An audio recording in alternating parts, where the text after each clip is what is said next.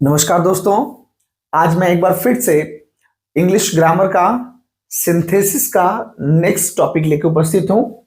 जैसा कि आप जानते हैं, जब हम दो या दो से अधिक सेंटेंस को जोड़ते हैं तो उसे हम सिंथेसिस या हिंदी में संश्लेषण कहते हैं।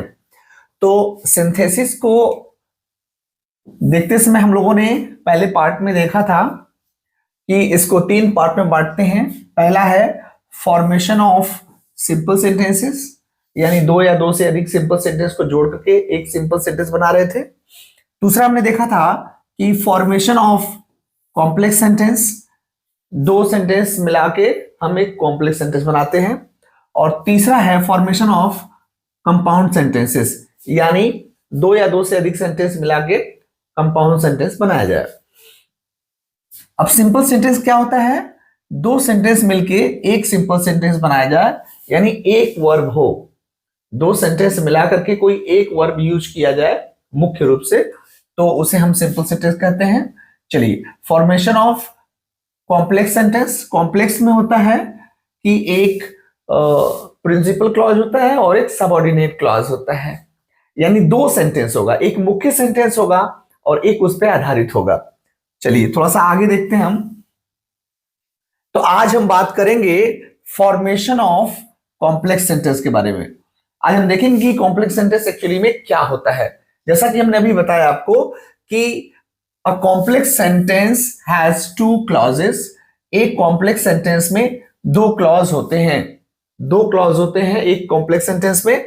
पहला होता है प्रिंसिपल क्लॉज, पहला होता है प्रिंसिपल क्लॉज, और दूसरा होता है सबऑर्डिनेट क्लॉज। सबऑर्डिनेट क्लॉज यानी ये सेंटेंस देखिए, that he is a teacher is known to all. इसमें ये देखिए, सबऑर्डिनेट क्लॉज है पहला, दैट से बना है, that he is a teacher is known to all. ये नोन टू ऑल ये प्रिंसिपल हो गया, ये सबऑर्डिनेट है। दूसरा देखिए क्या, tell me where he lives, ये डब्ल्यूएच वर्ड से बना है, वेयर से, वेयर ही लिव्स ये सबऑर्डिनेट क्लॉज है, टेल मी ये प्रिंसिपल क्लॉज है। ठीक है, तो इस तरह से आपने देखा कि प्रिंसिपल क्लॉज और सबऑर्डिनेट क्लॉज क्या होता है। अब हम देखेंगे कि कैसे हम किसी सेंटेंस को, दो या दो से अधिक सेंटेंस आ जाएं तो हम उनको कैसे कॉम्प्लेक्स सेंटेंस बनाएंगे। अब देखिए, कॉम्प्लेक्स सेंटेंस बनाने के लिए अगर हम सबऑर्डिनेट क्लॉजेस देखते हैं तो एक्चुअली में क्या है। सबऑर्डिनेट क्लॉज के बारे में देखिए, उसमें सबसे पहला है नाउन क्लॉज, उसके बारे में जानना जरूरी है।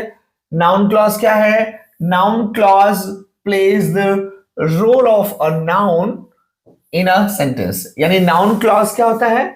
किसी सेंटेंस में नाउन का रोल प्ले करता है। नाउन क्लॉज नाउन का रोल प्ले करता है, बहुत सिंपल है। Noun clause is formed using who, which, where, why, what, when, that, etc. यानी देखिए यहां से who, which, where, why, what, when और that ये सब यूज करके बनाते हैं हम नाउन क्लॉज। यानी हम आज स्टडी कर रहे हैं नाउन क्लॉज के बारे में, और नाउन क्लॉज के ठीक से समझ लीजिए आप।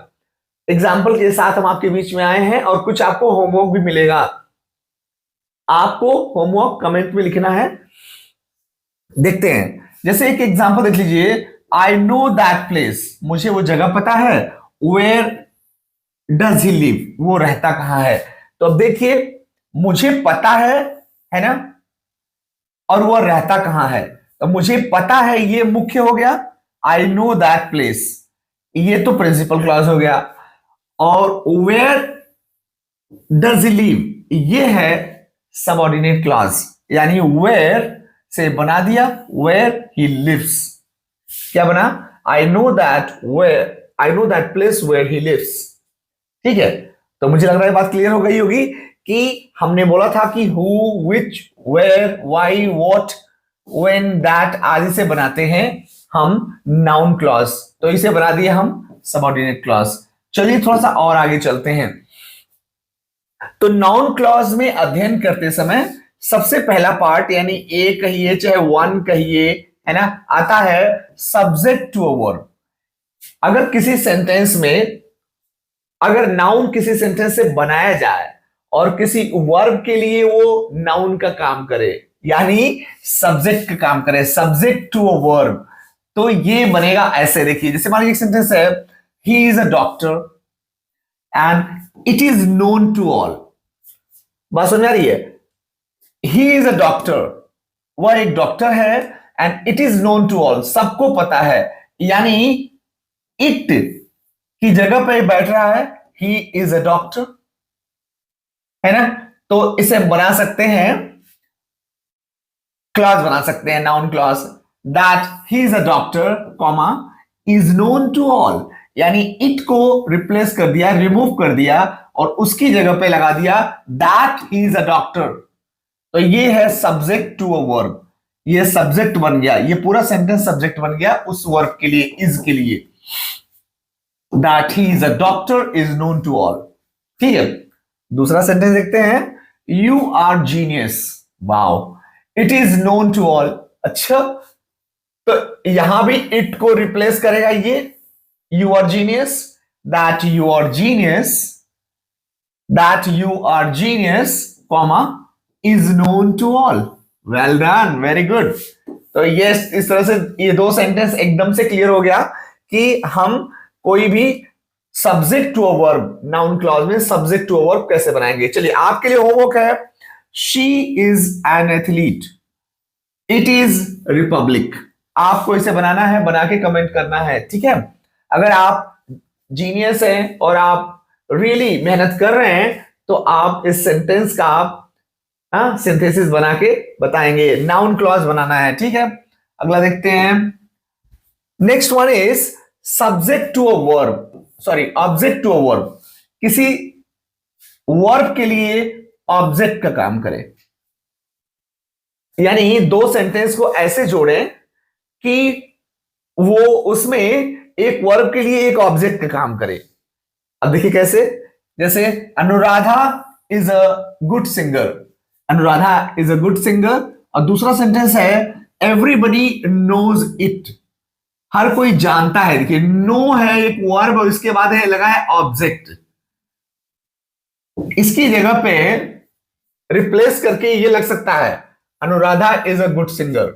देखिए बना, एवरीबडी नोज के बाद इट है, इट की जगह पे लगा दैट और पूरा सेंटेंस लिख दिया Anuradha is a good singer, यानी बना everybody knows that Anuradha is a good singer, that's great.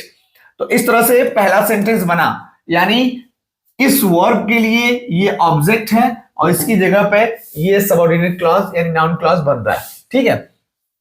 दूसरा सेंटेंस देखते हैं, my father was a farmer, मेरे पिताजी एक किसान थे, एवरीबडी नोज इट, हर किसी को पता है, यहां भी इट लगा हुआ है, इसको रिप्लेस करेगा everybody knows that my father was a doctor, my father was a farmer. अब देखिए नोज के बाद इट की जगह पे दैट लगा दिया, अब पूरा सेंटेंस हमारा ये बन गया ऑब्जेक्ट, ठीक है।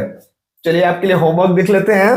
आपके लिए होमवर्क है, APJ Abdul Kalam was a genius, everybody knows it, आपको बनाना है, बना के कमेंट करिएगा। अगर आपने वीडियो देखा तो इसे बना के कमेंट करिए।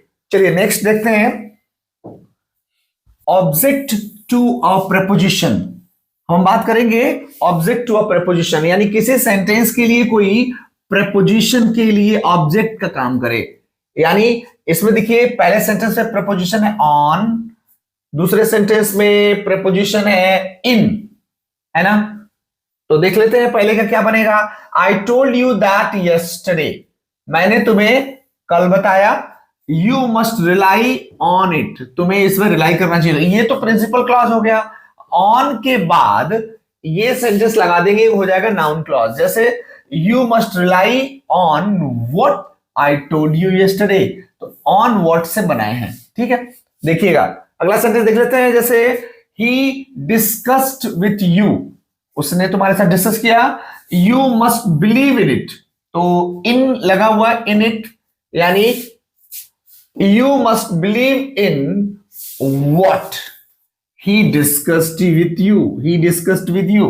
तो इस तरह से पहले सेंटेंस में ऑन व्हाट, दूसरे सेंटेंस में इन व्हाट के बाद ये प्रिंसिपल क्लॉज के साथ सबऑर्डिनेट क्लॉज बना दिया गया है, नाउन क्लॉज बना दिया गया है। चलिए आपके लिए एक होमवर्क है, he made a plan, everybody everyone must work on it, हर किसी को इस पे काम करना चाहिए। चलिए अब आपको इसे करके कमेंट करना है, ठीक है। आगे चलते हैं, हम अगला सेंटेंस देखते हैं। अगला सेंटेंस है नाउन क्लॉज में कॉम्प्लीमेंट टू अ वर्ब, किसी वर्ब के लिए कॉम्प्लीमेंट का काम करे। यानी दो सेंटेंस या तीन सेंटेंस ऐसे दिए हो कि एक में कुछ ऐसा दिया हो जो दूसरे वर्ब के लिए कॉम्प्लीमेंट का काम करे। देखते हैं, Radha failed in the exam. चलिए भाई, the reason is her carelessness. ओहो, तो उसका रीजन क्या है? उसका केयरलेसनेस है। यानी द रीजन आ गया, the reason of Radha's failure, यानी कि फेल से लिया failure, the reason of Radha's failure in the exam is that she is careless. इस तरह का सेंटेंस बनेगा। यानी अगर कॉम्प्लीमेंट टू वर्ब बनाना है तो हमारा इस तरह से आइडिया होगा कि पहला सेंटेंस अगर इस तरह दिया है कि Radha failed in the examination, the reason is her carelessness, तो the reason of Radha's failure, the reason of Radha's failure in the examination is that she is careless, है ना।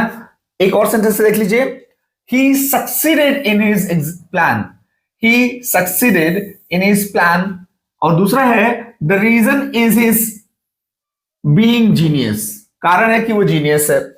अच्छा, तो इसका बनेगा the reason of his success in his plan is that he is genius। Wow, तो इस तरह से आपने दो सेंटेंस देख लिया। इसका बना the reason of his success is his in his plan is that he is genius. अब आपके लिए होमवर्क है, Raghav failed in his business, the reason is his laziness. इसे आप बना के कमेंट करेंगे, ठीक है। थोड़ा और आगे चलते हैं और नेक्स्ट देखते हैं।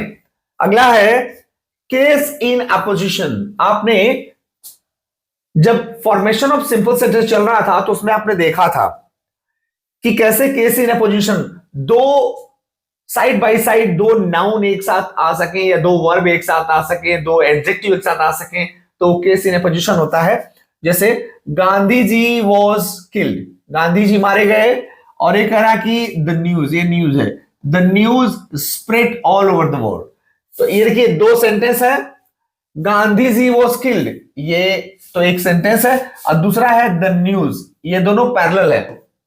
न्यूज क्या है? Gandhi ji was killed, Gandhi ji was killed क्या है? न्यूज है, ये दोनों पैरेलल होंगे, तो यह होगा the news comma that Gandhi ji was killed, फिर comma spread all over the country. यानी पैरेलल, द न्यूज पहले ला दिया, गांधी जी वॉज किल्ड ये दूसरा लिख दिया, ये दोनों सेंटेंस एक दूसरे के पैरेलल है, केस इन अपोजिशन लगेगा। उसके बाद वर्ब लग गया spread all over the country. अब देखिए, आप सोच रहे होंगे कि प्रिंसिपल क्लॉज क्या है, सबऑर्डिनेट क्लॉज क्या है, तो ये है प्रिंसिपल क्लॉज और ये है सबऑर्डिनेट क्लॉज, ठीक है।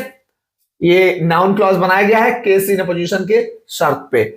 अगला सेंटेंस देखते हैं, Ramesh is hard working, Ramesh मेहनती है, the reality is known to all. अब देखिए रियलिटी क्या है, रमेश हार्ड वर्किंग है, ये रियलिटी है, तो रियलिटी और रमेश इज हार्ड वर्किंग ये दोनों पैरेलल हैं।